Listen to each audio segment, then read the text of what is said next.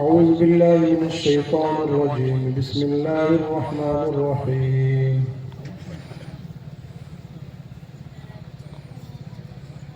إنا نحن نزلنا الذكر وإنا له لحافظون. صدق الله العظيم. اللهم صل على سيدنا مولانا محمد وعلى آل سيدنا مولانا محمد وبارك وسلم.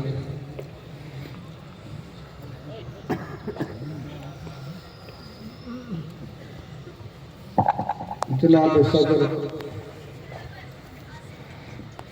اسٹیج پر رونق افروز علماء کرام، دانشوران قوم و ملت، دور و دراز سے قرب و جوار سے تشریف لائے ہوئے مہمانان کرام، سامعین نظام، آج مدرسہ اسلامیہ عربیہ صوت القرآن میں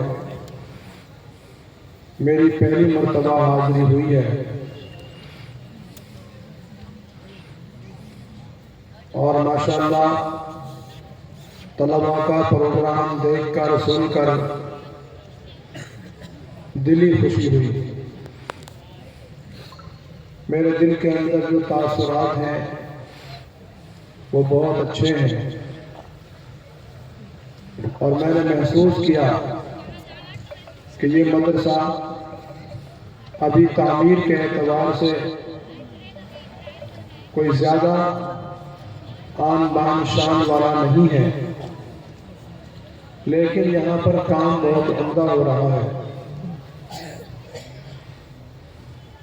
اور اصل تو کام ہے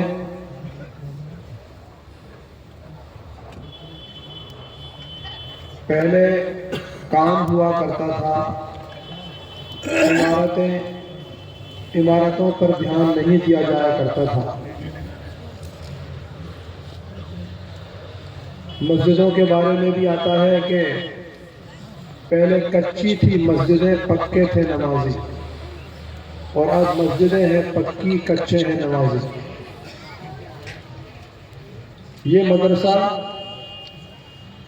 اس کی تعمیر نہیں ہے کوئی خاص، لیکن یہاں پر کام بہت عمدہ ہو رہا ہے، طبیعت خوش ہو گئی۔ قاری کمال الدین صاحب کی بڑی محنتیں ہیں، اللہ تعالیٰ ان کی محنتوں کو قبول فرمائے، اور امید ہے کہ انشاءاللہ یہ مدرسہ آگے چل کر بہت ترقی کرے گا۔ جملہ معترضہ کے طور پر ایک بات عرض کر دوں، یہاں پر ہمارے علماء کرام اور مکاتب چلانے والے دیگر گاؤں دیہاتوں کے اندر تشریف فرما ہیں، ذمہ داران، بس ان کی خدمت میں ایک درخواست یہ کرنی ہے کہ جو ایکشن کا پروگرام ہوتا ہے اس کو نہ کیا جائے، میری ذاتی رائے ہے۔ ایکشن کا پروگرام نہ کیا جائے، یعنی نقل نہ کی جائے، بلکہ اصل کام کیا جائے۔ ماشاءاللہ یہاں بچوں نے جو اپنے جوہر دکھائے ہیں، قرات کی ہے، نعت پڑھی ہے اور تقریریں سنائی ہیں، وہ اصل کا درجہ رکھتی ہیں۔ اور جو ایکشن ہوتے ہیں کہ کیسٹ چلا دی جاتی ہے اور پھر بچوں کو سامنے پیش کیا جاتا ہے اور وہ اسی طرح کی ایکٹنگ کرتے ہیں، یہ مناسب نہیں ہے۔ میرے محترم دوستو، بزرگوں، ہمارے بہت سارے مہمانان ہیں جن کو آپ کے سامنے پیش کیا جائے گا، اور ان کے مواعظ حسنہ سے آپ حضرات مستفید ہوں گے۔ میں بس چند باتیں آپ کے پاس، آپ کی خدمت میں پیش کر کے رخصت ہو جاتا ہوں۔ یہ جو دین اسلام ہے اور قرآن کریم ہے، اللہ تعالیٰ نے رہتی دنیا تک کے لیے نازل فرمایا ہے، اور یہ باقی رہے گا۔ ساری چیز فنا ہو جائیں گی، لیکن قرآن اور دین اسلام ہمیشہ کے لیے آیا ہے اور ہمیشہ باقی رہے گا۔ ساری چیز، سارے مذاہب، سارے دین اور سارے ادیان جتنے آئے وہ سب ختم ہو جائیں گے، اللہ تبارک و تعالیٰ نے قرآن کریم کے اندر ارشاد فرمایا هو الذی ارسل رسولہ بالہدی ودین الحق لیظہرہ علی الدین کلہ، اللہ وہ ذات ہے جس نے اپنا رسول بھیجا،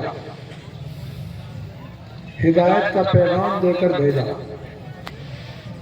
اور دین حق دے کر بھیجا۔ کیوں بھیجا؟ لیظہرہ علی الدین کلہ، تاکہ تمام ادیان کی کمر پر چڑھ کے بیٹھ جائے اور ان کو چت کر دے۔ اللہ کے نبی صلی اللہ علیہ وسلم نے حقیقت میں سارے ادیان کی کمر پر چڑھ کر ان کو چت کر دیا اور ہمیشہ کے لیے اسلام کا بول بالا ہو گیا۔ کوئی دھرم، کوئی مذہب نہیں ہے جو اس کے مقابلے پر آ سکے، کیونکہ سچائی سب کو نظر آتی ہے اور سب کو دکھائی دیتی ہے، اور دور سے دکھائی دیتی ہے سچائی، اور جھوٹ کے پیر نہیں ہوتے۔ الحمدللہ اسلام مذہب سچا ہے، اس کی حقانیت، اس کی سچائیت جگ ظاہر ہے۔ دنیا کا جو نظام چل رہا ہے، آئے دن قانون بنتے ہیں اور پھر وہ قانون ٹوٹ جاتے ہیں۔ نئی حکومتیں آتی ہیں، اس قانون کو بدل دیتی ہیں اور وہ دوسرا قانون بناتی ہے۔ ان کی نیت یہ ہوتی ہے کہ ملک بہتر سے بہتر چلے۔ پتہ چلا جو 10 سال پہلے، 15 سال پہلے قانون بنا تھا وہ قانون ناقص تھا، اس لیے بدلنا پڑا۔ لیکن قرآن کریم کو نازل ہوئے کتنے سال ہو گئے؟ آج تک قرآن کریم کی کوئی آیت ایسی نہیں ہے کہ اس کے بارے میں یہ کہا جائے کہ اب اس آیت کی ضرورت نہیں ہے، بلکہ یوں کہا جاتا ہے کہ پہلے اس آیت کی افادیت لوگوں کو معلوم نہیں تھی، لیکن جیسے جیسے وقت گزرا، دور گزرا، اسی طرح اس آیت کی افادیت ظاہر ہوتی چلی گئی۔ اس کی بہت ساری مثالیں ہیں، میں اس تفصیل میں جانا نہیں چاہتا، میں صرف آپ کو یہ بتلانا چاہتا ہوں کہ اللہ تعالیٰ نے قرآن کریم کو 5 مقاصد کے لیے نازل فرمایا ہے۔ کتنے مقاصد کے لیے؟ 5 مقاصد کے لیے اللہ نے قرآن کو نازل فرمایا۔ 5 مقصد ہیں قرآن کے نازل کرنے کے۔ رسول اللہ صلی اللہ علیہ وسلم کو بھیجنے کے جو مقاصد ہیں وہ 5 ہیں۔ 5 مقصد کے لیے اللہ تعالیٰ نے اپنے نبی صلی اللہ علیہ وسلم کو بھیجا۔ 5 مقصد کے لیے اللہ تعالیٰ نے قرآن کریم کو نازل فرمایا۔ 5 مقصد کے لیے اللہ تعالیٰ نے آخری دین اسلام کو دنیا کے اندر اتارا۔ وہ 5 مقصد کیا ہیں؟ 5 مقصد یعنی 5 چیزوں کی حفاظت مقصود ہے۔ اگر 5 چیزیں محفوظ ہو گئی، اگر 5 چیزوں کی حفاظت کر لی تو سمجھ لو کہ بیڑا پار ہو گیا، اور اگر 5 چیزوں کی حفاظت میں کوتاہی رہی، غفلت رہی، لاپرواہی رہی، سستی رہی، تو پھر ہماری زندگی کا مقصد کامیاب نہیں ہے، ہم بے مقصد زندگی گزار رہے ہیں۔ 5 چیزوں کی حفاظت کون کون سی چیزیں ہیں؟ وہ 5 چیزیں جن کی حفاظت کے لیے اللہ نے قرآن اتارا، جن کی حفاظت کے لیے اللہ نے نبیوں کو بھیجا، جن کی حفاظت کے لیے اللہ نے دین اسلام عطا فرمایا۔ حفظ دین و نفس و عقل و نسل و مال، دین کی حفاظت، جان کی حفاظت، عقل کی حفاظت، نسل کی حفاظت اور مال کی حفاظت۔ یاد رہے گا، دین کی حفاظت کے لیے، اور دوسرا کیا ہے؟ جان کی حفاظت کے لیے، اور تیسرا کیا ہے؟ عقل کی حفاظت کے لیے، اور چوتھا کیا ہے؟ نسل کی حفاظت کے لیے، اور 5واں کیا ہے؟ مال کی حفاظت کے لیے۔ ترتیب یہی ہے، آگے پیچھے نہیں ہے۔ ایسا نہیں ہے کہ پہلے مال ہے، نہیں، پہلے دین ہے، دین کے بعد جان ہے، کچھ اور نہیں ہے۔ جان کے بعد عقل ہے، عقل کے بعد نسل ہے، نسل کے بعد مال ہے۔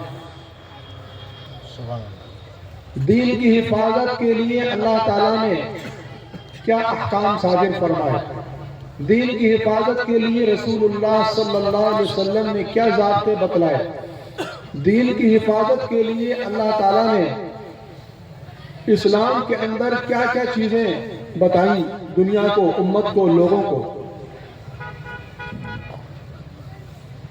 دین کی حفاظت کے لیے علم کی نشر و اشاعت، سب سے پہلے علم کی نشر و اشاعت، عبادت، دعوت حق، جہاد، علم کی نشر و اشاعت اور سزائے ارتداد۔ حفظ دین میں ہے عبادت، دعوت حق اور جہاد، علم کی نشر و اشاعت اور سزائے ارتداد۔ السلام علیکم ورحمۃ اللہ۔ تو دین کی حفاظت کے لیے کیا کیا کام کرنا پڑے گا ہم کو؟ عبادت کرنی پڑے گی اللہ کی، نماز پڑھنی پڑے گی، روزہ رکھنا ہوگا، رمضان آ رہا ہے، زکوٰۃ دینی ہوگی اپنے مال کی، حج کرنا ہوگا اگر اللہ تعالیٰ نے ہم کو اتنا مال عطا فرمایا ہے کہ ہم اس پاک سرزمین پر آسانی کے ساتھ چلے جائیں اور آسانی کے ساتھ آ جائیں۔ اور جہاد کرنا ہوگا۔ جہاد کسے کہتے ہیں؟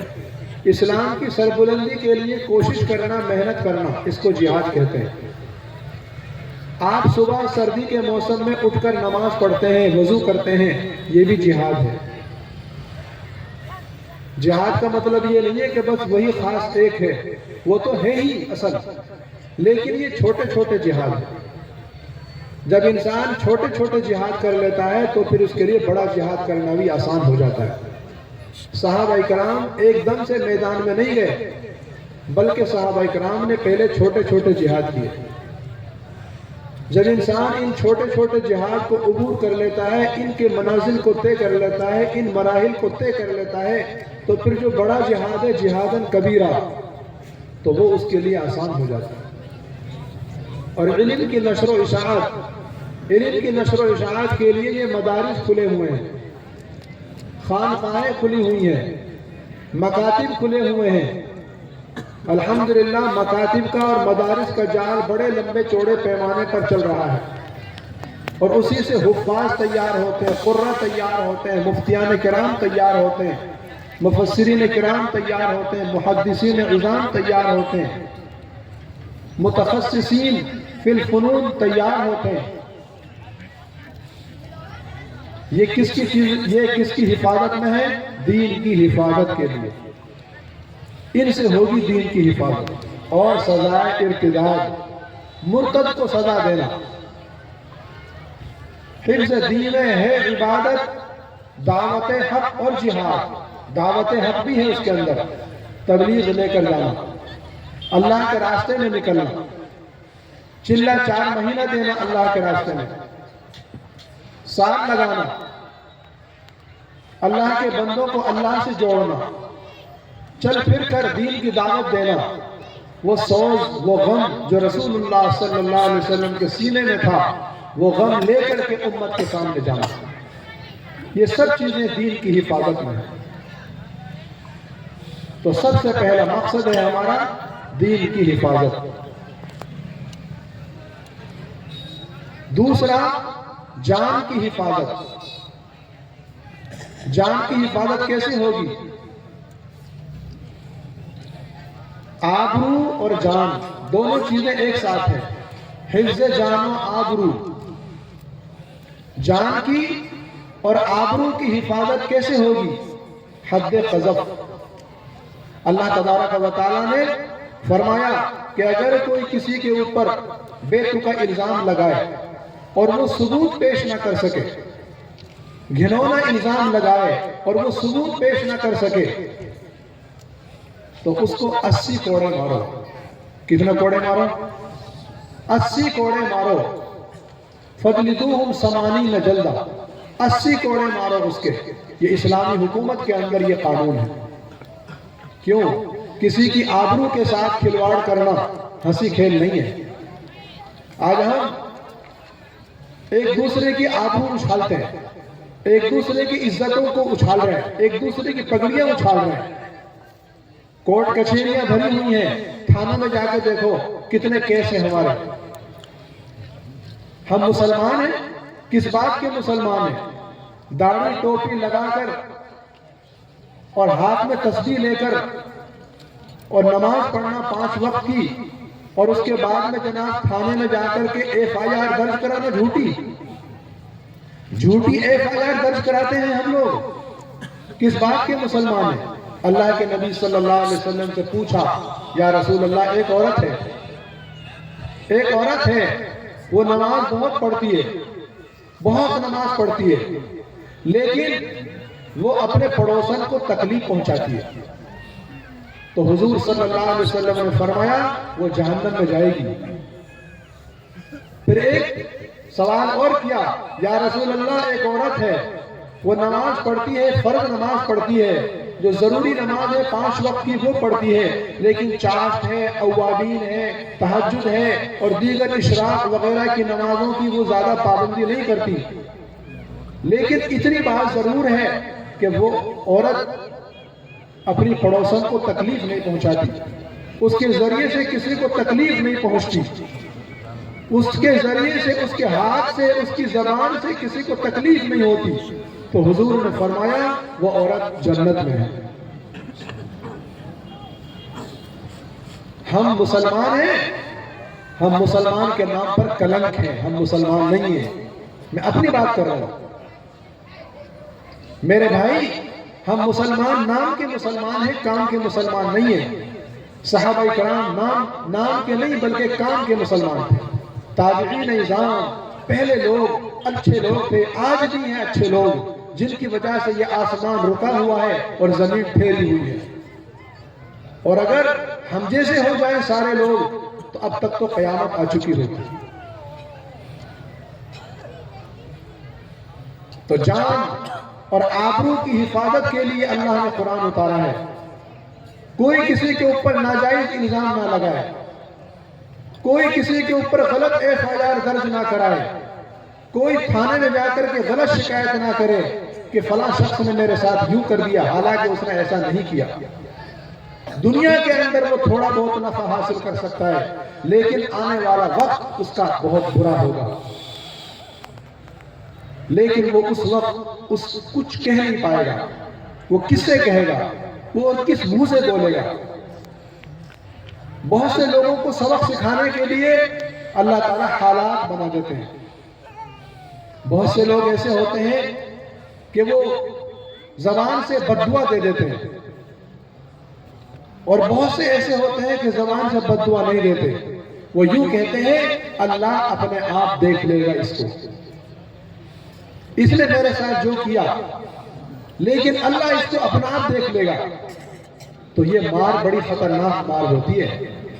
اللہ کی لاٹھی بے آواز ہوتی ہے، اللہ کی لاٹھی میں کوئی آواز نہیں ہوتی، وقت اپنے آپ اس کو سبق سکھا دیتا ہے، دنیا کے اندر بھی اور آخرت کے اندر بھی اس کے لیے جہنم تیار ہے۔ انسان کتنا جیے گا؟ اللہ کے نبی صلی اللہ علیہ وسلم نے فرمایا اعمار امتی بین 60 و 70، میری امت کی عمریں 60 اور 70 سال کے بیچ میں ہیں، یعنی 60 اور 70 سال کی جو عمر ہے یہ ایوریج ہے، یہ ایوریج ہے۔ اس سے پہلے یا اس کے بعد میں یا اس درمیان میں اکثر لوگ لڑک جاتے ہیں۔ کون پا رہا ہے 70 سال کی عمر، کون پا رہا ہے 80 سال کی عمر۔ ایک زمانہ تھا کہ لوگوں کی عمریں ہزار سال ہوا کرتی تھی۔ آدم علیہ السلام کی عمر 1000 سال تھی، نوح علیہ السلام کی عمر 1100 سال تھی، اور 950 برس تک تو انہوں نے اللہ کی دین کی دعوت دی۔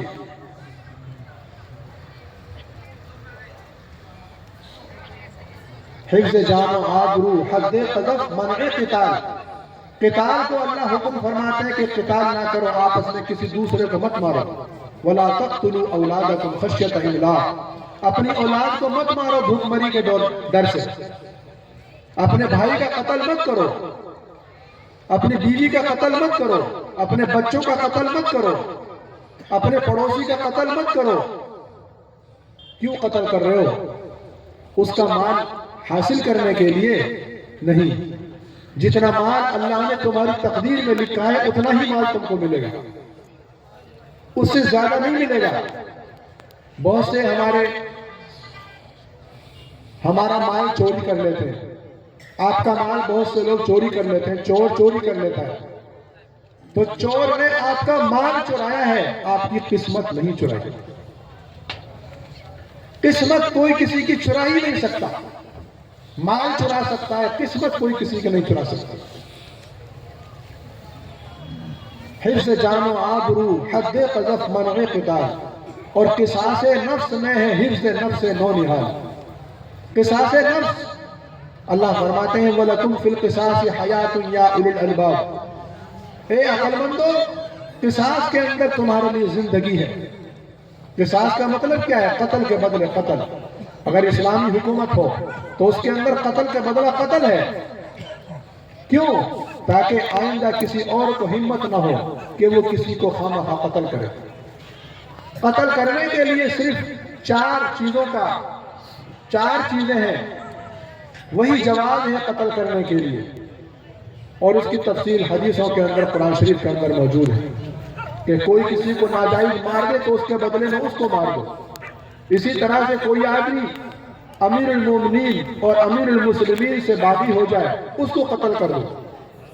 لیکن کوئی مال کے چکر میں، زمین جائیداد کے چکر میں، ناک اونچی اور نیچی کرنے کے چکر میں کوئی کسی کو مار دے، بہت بڑا گناہ ہے، دنیا کے اندر بھی بھگتے گا اور آخرت کے اندر بھی بھگتے گا۔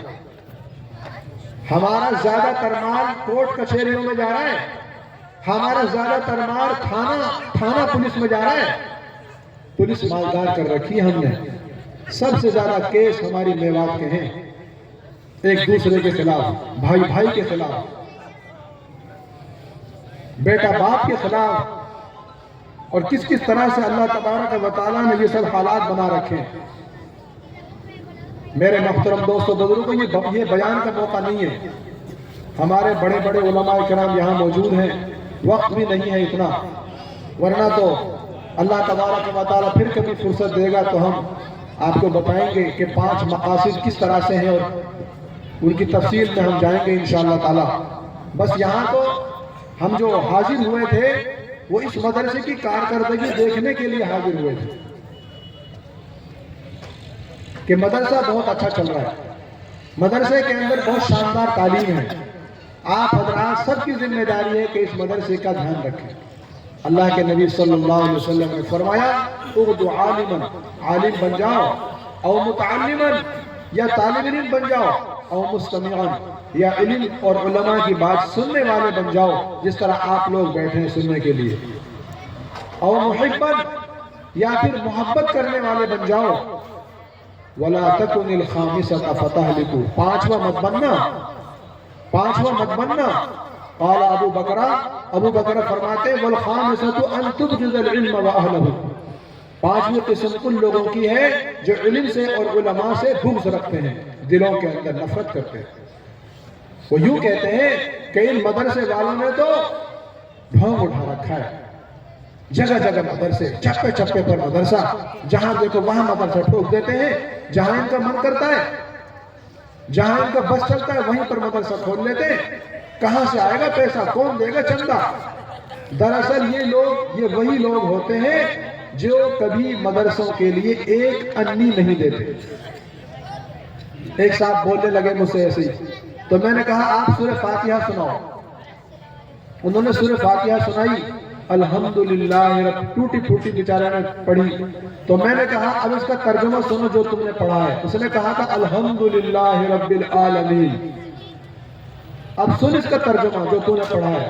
ترجمہ یہ ہے موت آئے، ہلاک ہو اللہ جو تمام جہان کا پالنے والا ہے۔ یہ ترجمہ ہے جو تو پڑھ رہا ہے۔ بڑی ہاں سے نہیں پڑھا اس نے چھوٹی ہاں سے پڑھا الحمدللہ رب العالمین۔ الحمدللہ رب العالمین کا ترجمہ کیا ہے؟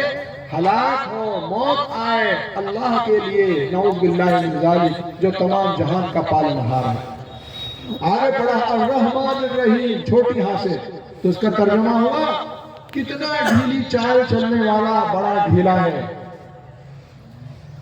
کہنے لگے تو کیا پھر نماز میں ہم پڑھتے ہیں تو پھر نماز نہیں ہوگی؟ میں نے کہا سیکھنا فرض ہے، طلب العلم فریضۃ علی کل مسلم، علم کا طلب کرنا ہر مسلمان پر فرض ہے۔ اتنے مدرسے ہو گئے اور پھر بھی تیری سورہ فاتحہ ٹھیک نہیں ہے، اس کا مطلب اور مدرسہ کھلنا چاہیے۔ مدرسے کم ہیں، جبھی تو تیرے کو داخلہ نہیں ہوا، جبھی تو تیرے کو موقع نہیں ملا مدرسے کے اندر پڑھنے کا۔ مدرسے جتنے ہوں اتنا اچھا ہے، اس سے کیا ہوگا؟ ہمارے بچے دیندار بنیں گے، ہمارے بچوں پر دین کا رنگ چڑھے گا، ہمارے بچے علماء فضلاء صلحاء بنیں گے۔ اور اگر مدرسے نہیں ہوں گے تو یہ بچے جو آپ کے سامنے ابھی ایک مفتی صاحب بنا ہوا تھا ماشاءاللہ، اور ایک مسئلہ بتا رہا تھا، اور غسل کے فرض اور وضو کے فرض اور جناب کتنی اچھی باتیں آپ کے سامنے ہو رہی تھی، یہ بچے ڈرائیور بنیں گے، ڈرائیور گاڑیاں چلائیں گے اور نہ جانے کیا کیا کریں گے، اور کیسے حالات بنیں گے ان کے۔ اس لیے یہ مدرسوں کی برکت سے آپ کو ٹوپیاں داڑیاں نظر آ رہی ہیں، اور اگر یہ مدرسے نہ ہوئے تو پھر یہ ٹوپیاں داڑیاں ہماری نظر نہیں آئیں گی۔